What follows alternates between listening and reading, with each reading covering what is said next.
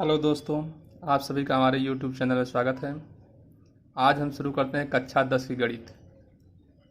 पहला अध्याय वास्तविक संख्या। अब देखिए वास्तविक संख्या होता क्या है कि कह रहे परिमेय तथा अपरिमेय सभी संख्याओं को हम वास्तविक संख्या कहते हैं। अब ये परिमेय संख्या क्या होता है इसके बारे में जानते हैं। परिमेय संख्या, परिमेय संख्या इसको हम कहते हैं कि वह संख्या जिसे P/Q के रूप में लिखा जा सके,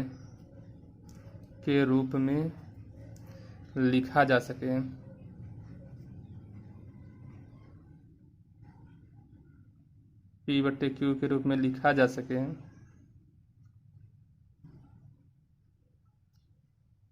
जहां Q is not equal to 0, वह P तथा Q पूर्णांक हो।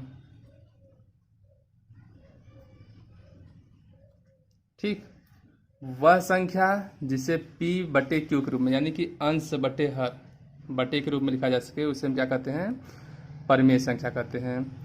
और यहाँ Q is not equal to 0 यानी कि हर जो है आपका शून्य नहीं होना चाहिए। शून्य के अतिरिक्त कुछ भी संख्या हो लेकिन शून्य न हो, उसे हम क्या कहेंगे, परिमेय संख्या। और P और Q क्या, पूर्णांक, मतलब पूर्ण अंक होने चाहिए।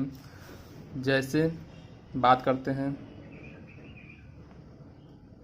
1, 3, 5, 7/9, 8/11, 15/12, ये सब देखिए आपकी परिमेय संख्या। इनके बटे कुछ नहीं तो एक तो सदैव छिपा रहता है, ये सदैव ध्यान देंगे, एक सदैव छिपा रहता है, इसलिए ये सब परिमेय संख्या हैं। और अब बात करते हैं अपरिमेय संख्या की। अपरिमेय संख्या क्या है,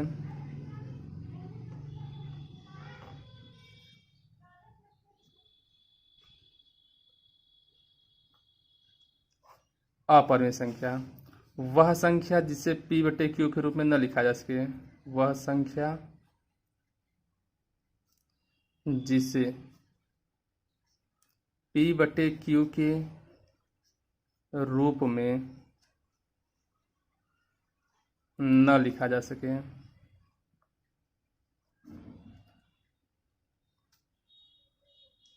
उसे हम अपरिमेय संख्या कहते हैं। या जो संख्या करड़ी, करड़ी क्या होता है, ये उसका प्रतीक होता है, करड़ी के रूप का होता है,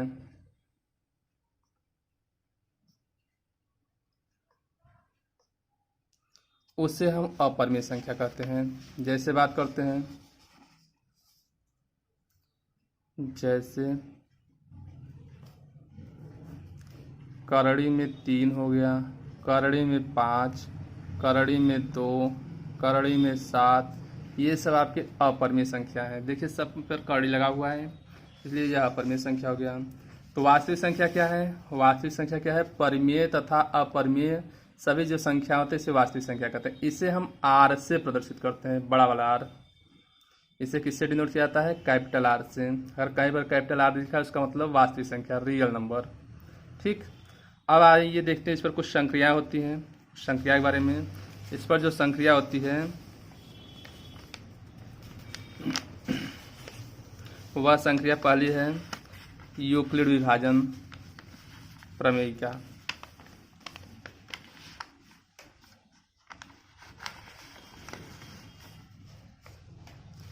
संक्रिया क्या है देखते हैं इसको,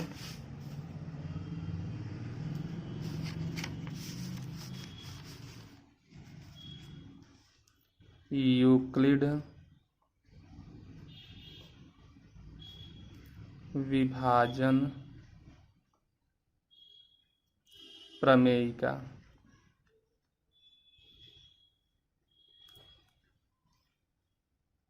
ये क्या होता है दोस्तों, इसको आप सभी लोग जानते हैं कि जैसे मान लीजिए कोई दोस्त आपको संख्या दिया है, जैसे A व B, कोई दो संख्या है,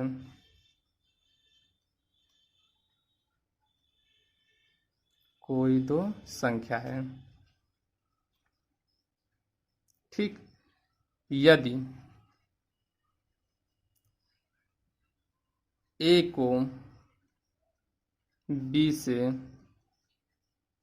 भाग देने पर भागफल क्यू व शेषफल आर आता है,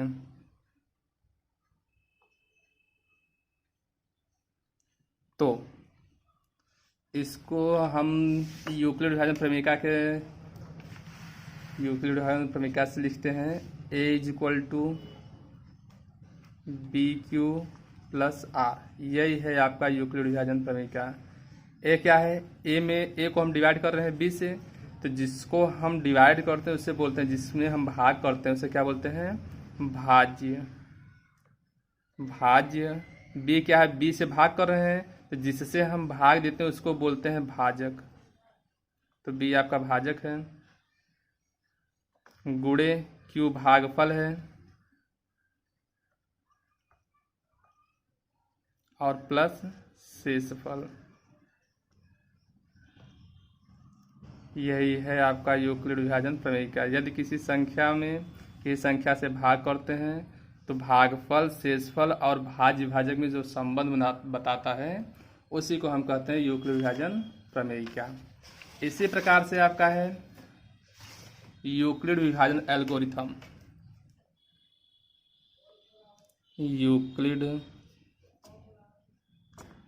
विभाजन एल्गोरिथम।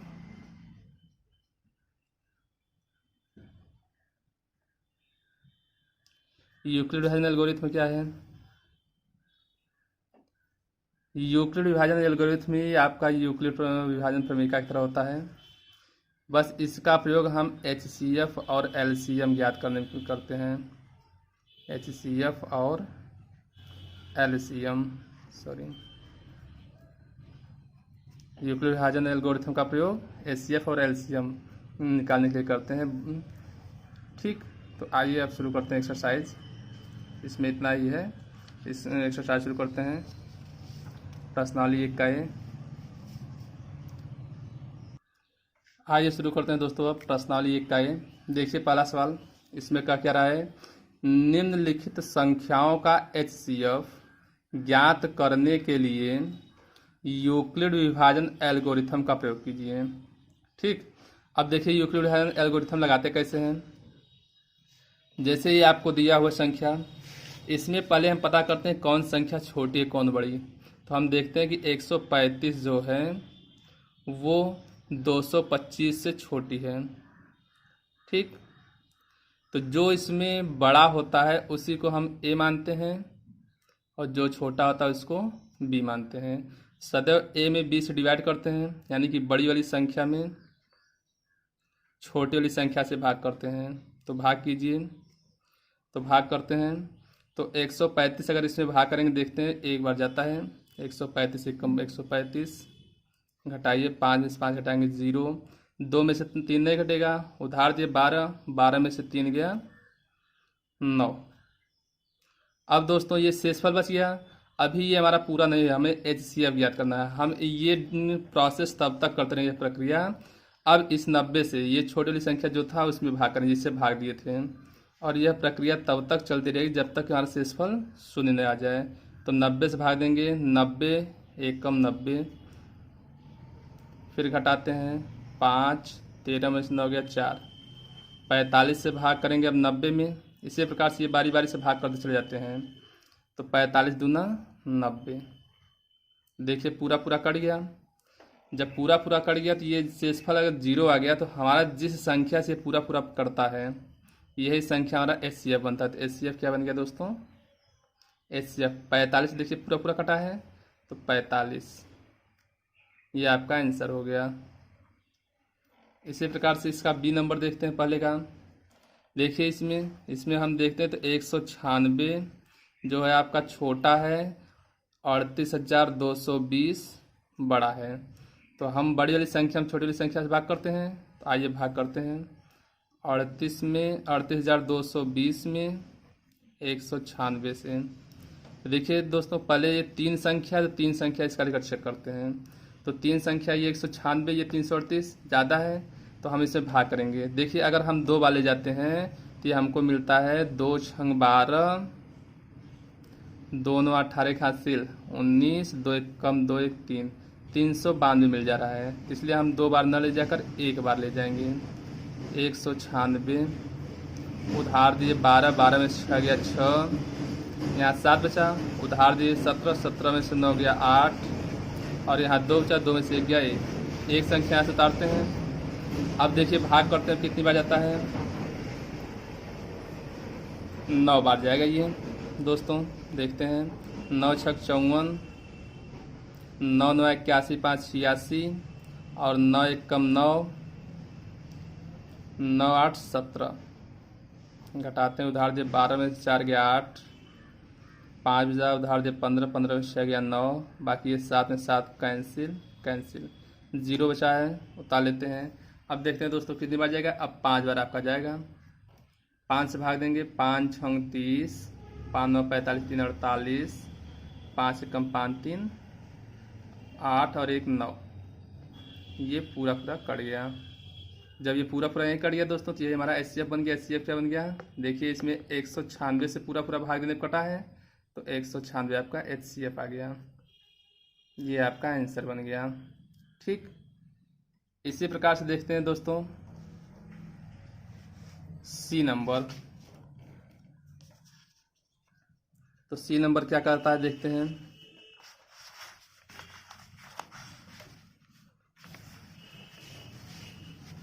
तो C नंबर दिया है 867 और 225। इसमें देखते हैं तो 867 हमारा बड़ा है और 225 छोटा है।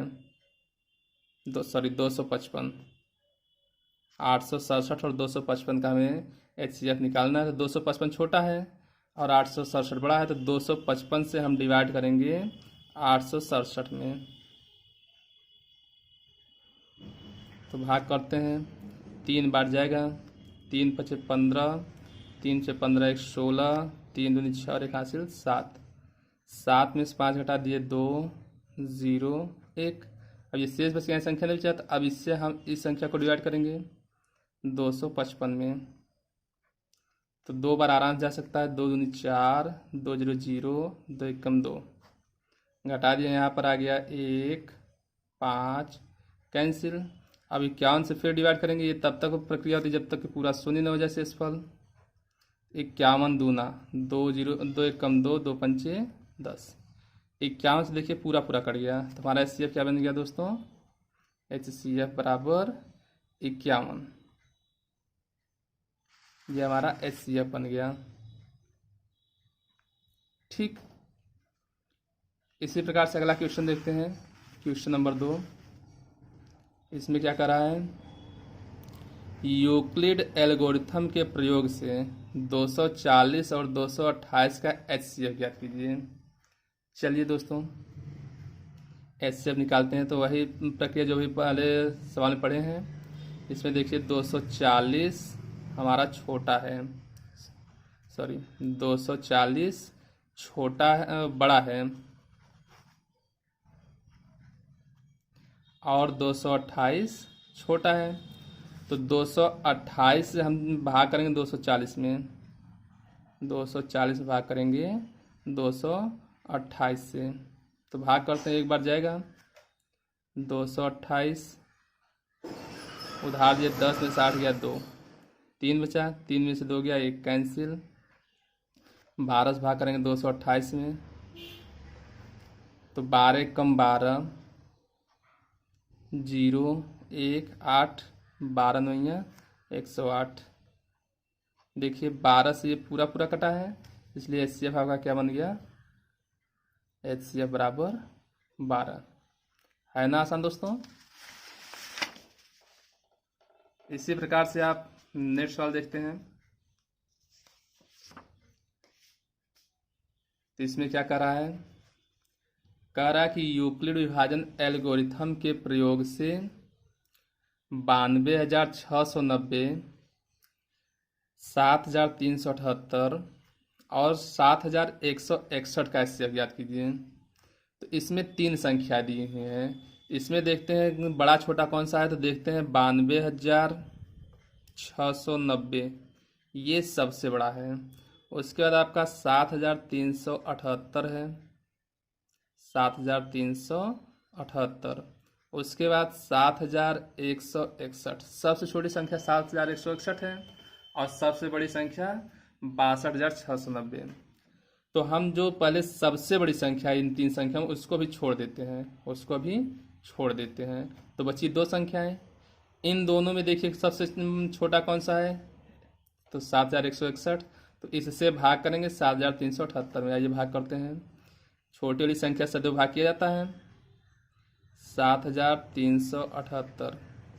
तो भाग करेंगे, एक बार जाएगा 7,161।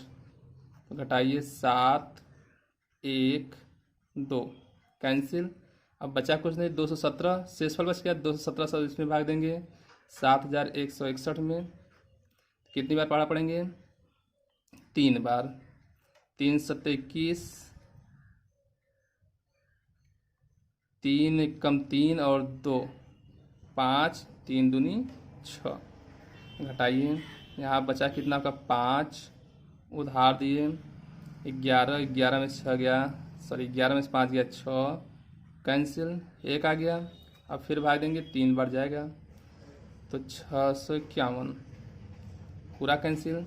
अगर बात करता दोस्तों सिर्फ 7,378 और 7,161 का HCF, तो हमारा क्या बन जाता 217। लेकिन अभी हमारा 92,690 बचा है।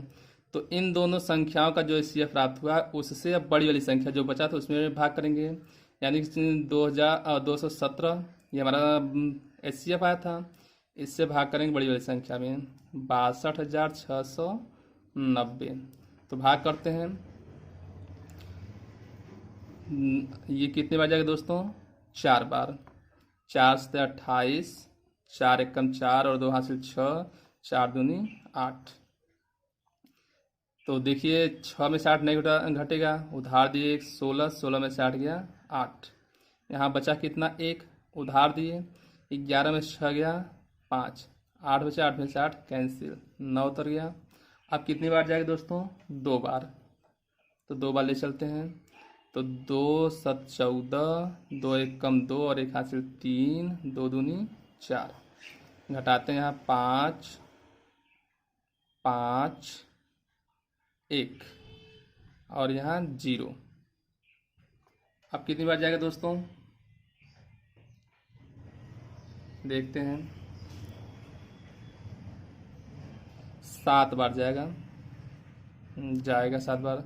7 7 49, 7 एकम 7, 1 हासिल और 4 हासिल 11, 7 दूनी 14 और 1 15।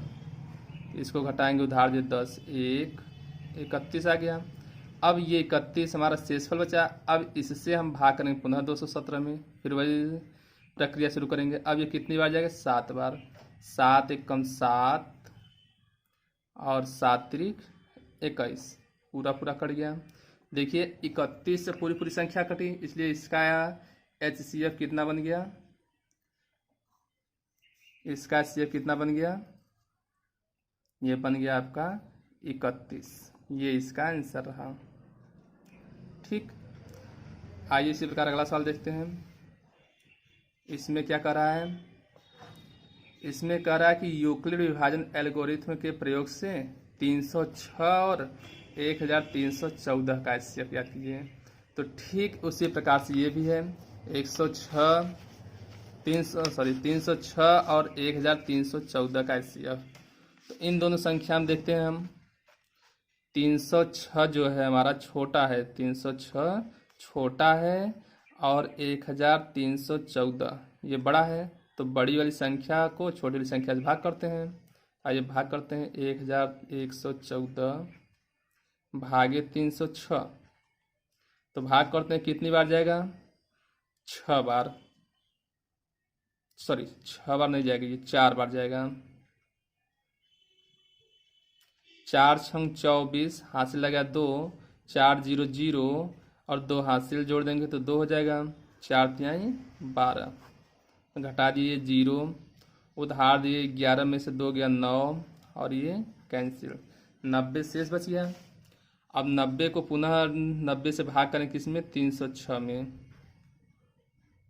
तो भाग कीजिए, कितनी बार जाएगा, तो 3 बार जाएगा। 9 0 0 9 3 27, घटाइए 6, उधार दिए 10, 10 में 7 या 3 और ये कैंसिल। 36, 36 से भाग देंगे 90 में, तो भाग कीजिए 36 दूना 72, 36 दूना 72, घटाइए 18। अब 18 से फिर भाग करेंगे 36 में, तो भाग करेंगे 18 दूना 36। देखिए पूरा पूरा कट गया। 18 से पूरा पूरा कटा, इसलिए HCF क्या बन जाएगा आपका 18। जिस संख्या से पूरा पूरा कटता है वही संख्या हमारा HCF बनता है। 18 से पूरा कटा, HCF 18। ठीक, आइए अगला क्वेश्चन इसी प्रकार देखते हैं, ये भी इसी से संबंधित है। इसमें क्या दिए हुए हैं, कह रहे हैं यूक्लिड विभाजन एल्गोरिथम के प्रयोग से 657 और 963 का HCF याद कीजिए। तो देखते हैं वही दोस्तों, इसमें 657 आपका छोटा है और 963 बड़ा है। तो हमेशा बड़े वाले में छोटे से भाग करते हैं, तो 963 में हम भाग करेंगे 657 से। तो भाग कीजिए, एक बार जाएगा 657, उधार दिए 13, 13 में 7 गया 6, यहाँ 5 गया, 5 में से 5 गया 0, यहाँ 9, 9 में से 6 गया 3, 306 आ गया। अब ये शेषफल बचा, अब इससे हम भाग देंगे 657 में, तो भाग कीजिए, तो कितनी बार जाएगा, 2 बार। 2 छंग 12, 2 0 0 एक हाथ शेष देंगे, एक हासिल देंगे 1, 2 तिहाई 6, घटा दीजिए, दिया गया 5 और यहाँ क्या बचा, 5 में से 1 घटा देंगे 4, ये कैंसिल। 45 से 45 में भाग देंगे 306, 45 से भाग देंगे 306 में, तो भाग करते हैं 306 में। 45 कितनी बार जाएगा भाई, 7 बार जाएगा, नहीं 6 बार। 6 पंचे 30, 6 चौक 24 और 3 हासिल 27, 270, घटाइए 6 और यहाँ उधार दिए 10, 10 में 7 गया 3, ये कैंसिल। तो अब 36 से 36 से भाग देंगे 45 में, 36 से कम 36, तो ये माइनस करेंगे, कितना आएगा, उधार दिए 15, 15 में 6 गया 9, ये कैंसिल। 9 से भाग करेंगे 36 में, तो देखेंगे 9 चौको 36, पूरा पूरा कैंसिल हो गया। हमारा HCF क्या बचा है यहाँ पर, देखिए 9 से पूरा पूरा कट रहा है, तो HCF 9 से। ठीक, इसी प्रकार से देखते हैं फिर सवाल नंबर 6। इसमें क्या है, यह भी जो है यूक्लिड विभाजन एल्गोरिथम ही है। इसमें हमें 90 और 144 के HCF निकालना है, 90 तथा 144 के HCF निकालना है। तो आइए देखते हैं दोस्तों, 90 आपका छोटा है, 144 बड़ा है, तो वही चीज़ जो बड़ा है उसमें हम भाग करते हैं छोटे वाली संख्या से। तो 90 कम 90, 90 दूना 100 से ज़्यादा हो जाएगा, तो घटाते हैं। 4 में से 0 गया 4, 14 में से 9 गया 5। अब 54 से भाग करेंगे 90, तो 54 एक कम 54, घटाइए, उधार दिए 10 में से 4 गया 6, 8, 8 में से 5 गया 3। अब 36 से भाग करेंगे 54 में, ये तब तक प्रक्रिया चलेगी जब तक कि शेषफल 0 न हो जाए। 36 एक कम 36, उधार दिए 14, 14 में से 8 गया, 14 में से 6 गया 8 और यहाँ 4 बचा, 4 में से गया, 4 में से 3 गया 1, सॉरी। अब 18 से भाग करेंगे 36 में, तो 36, 18 दूना 36, देखिए पूरा पूरा 28 कट गया, तो इसका HCF क्या मिल गया भाई, इसका HCF मिल गया 18। ठीक, ये दोस्तों यूक्लिड एल्गोरिथम के प्रयोग से हमने अभी तक HCF निकालना सीखा है। HCF आप लोग जानते हैं कि हाईएस्ट कॉमन फैक्टर, यानी कि वह बड़ी से बड़ी संख्या जो दी हुई सभी संख्याओं को काट दे, उसी को हम HCF बोलते हैं। ठीक, अब देखते हैं सवाल नंबर 7, जो कि यूक्लिड विभाजन प्रमेयिका के प्रयोग से लगाया जाएगा। ठीक, अभी तक हमने यूक्लिड विभाजन एल्गोरिथम पढ़ा था, अब पढ़ेंगे यूक्लिड विभाजन प्रमेयिका से। इसका प्रयोग देखते हैं। तो इसमें दोस्तों कैसे करते हैं, आइए देखते हैं। ये सवाल आपको दिया हुआ है, सवाल नंबर 7 कह रहे हैं कि दर्शाइए कि कोई भी धनात्मक विषम पूर्णांक 6q+1 या 6q+3 के रूप का होता है, जहां q कोई पूर्णांक संख्या है। आइए देखते हैं दोस्तों, इसका हल देख लेते हैं। तो कह रहे हैं दर्शाए किसी धनात्मक विषम पूर्णांक। ठीक, तो हम मान लेते हैं, माना x कोई धनात्मक विषम पूर्णांक है, कोई धनात्मक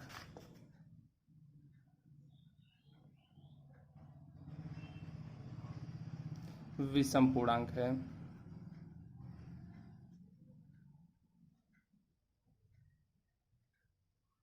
विषम पूर्णांक है। ठीक, तो इसे अगर हम बनाए यूक्लिड विभाजन प्रमेयिका के रूप में, तो यूक्लिड विभाजन प्रमेयिका क्या होता है, यूक्लिड विभाजन प्रमेयिका से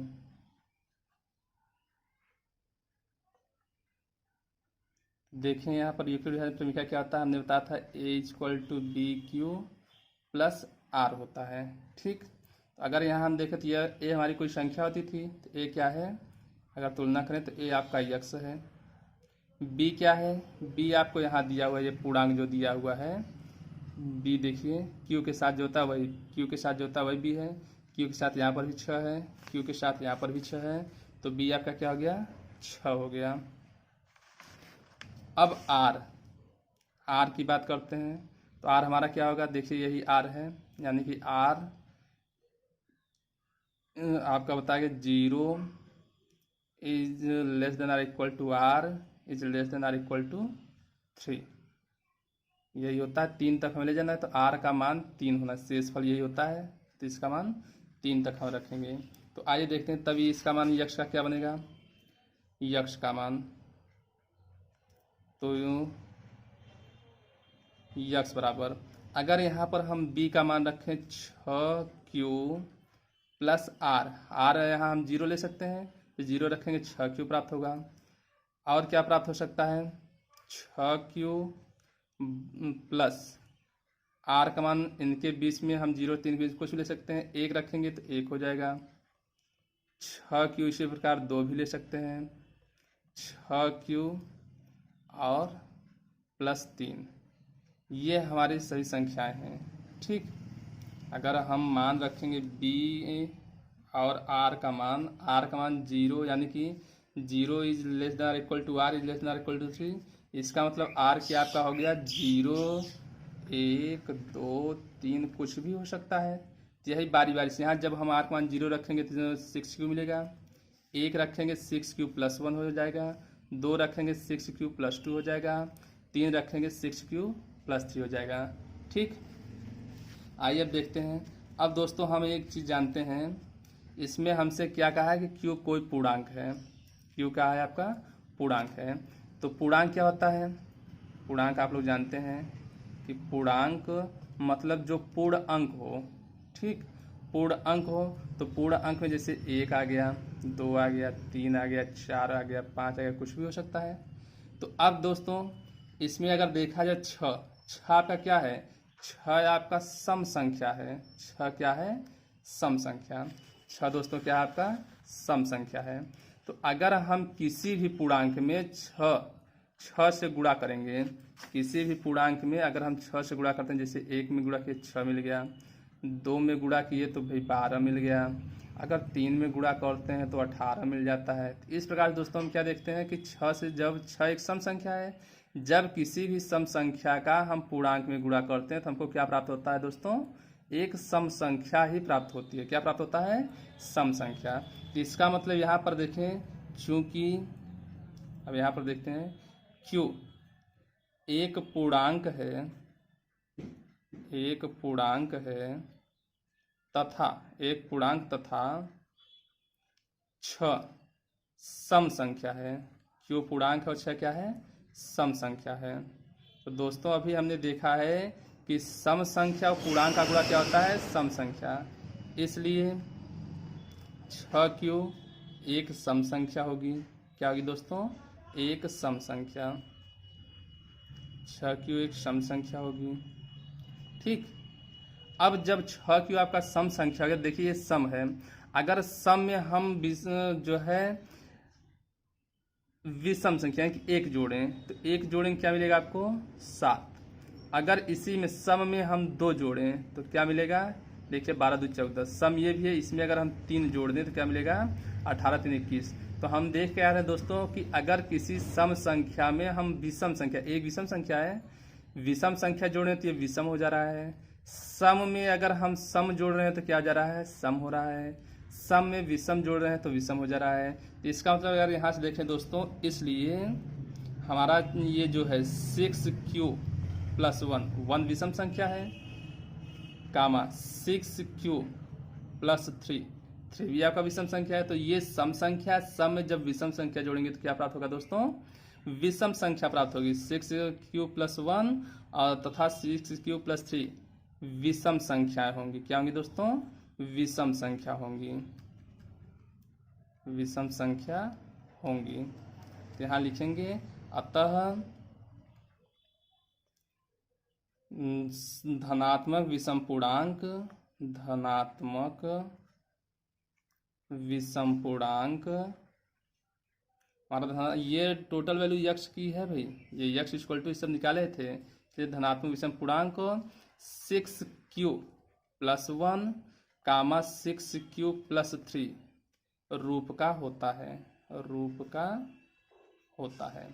यही दोस्तों हमें ये कहते सिद्ध करने के लिए, इति सिद्धम।